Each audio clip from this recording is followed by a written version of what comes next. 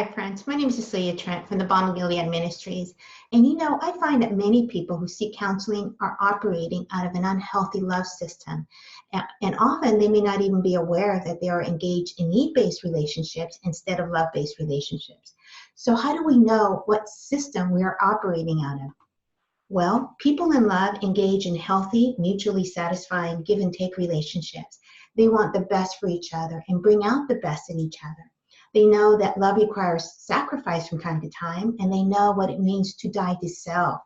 And they don't expect the other person to fulfill all their needs because they understand that no human being is even able to do that because only God's love satisfies. And people in love are emotionally healthy individuals who find their value and their worth in Christ alone, not looking to others for self-worth and identity. And true love brings forth life and grows deeper and stronger with time. And people in need, however, operate out of brokenness, not wholeness. They attach themselves to unhealthy people who they think have the power to meet their desperate need for love, for security and significance. But because brokenness attracts brokenness, they tend to draw emotionally unavailable people who are often abusive, struggling with addictions, or have an array of other issues, who do more taking than giving and are incapable of meeting even the basic of needs required for a healthy relationship.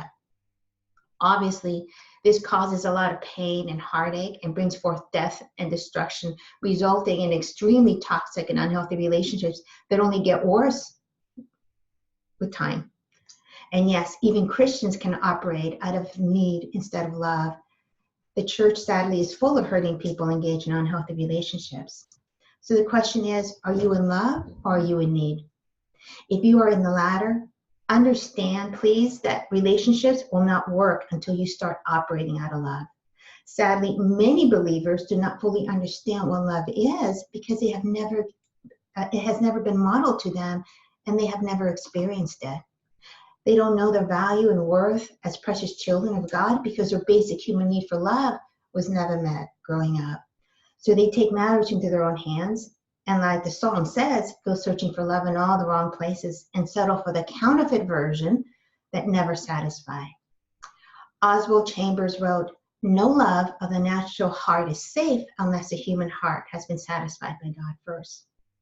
Friends, the love of God has the power to change us from the inside out. But there is a marked difference between knowing about the love of God and receiving it in our heart, where it changes us and it matters.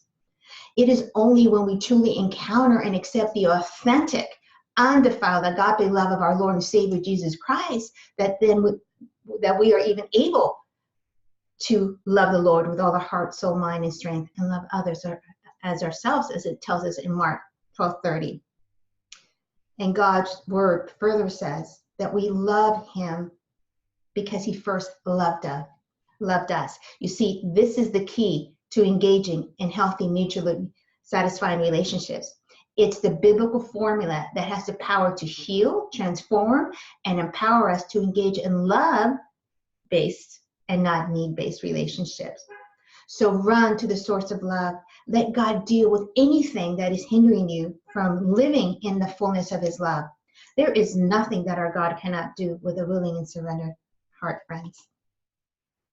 So please drop us a line. We'd love to hear from you. If you have any questions you would like for us to answer or need advice, please contact us at thebalmofgilead.co. We'd love to be a resource for you.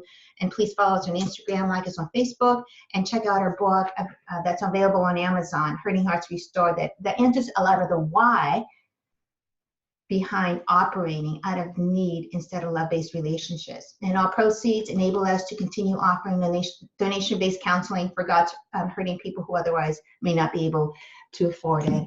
So until next time, God bless you and stay in his grip. Don't lose hope.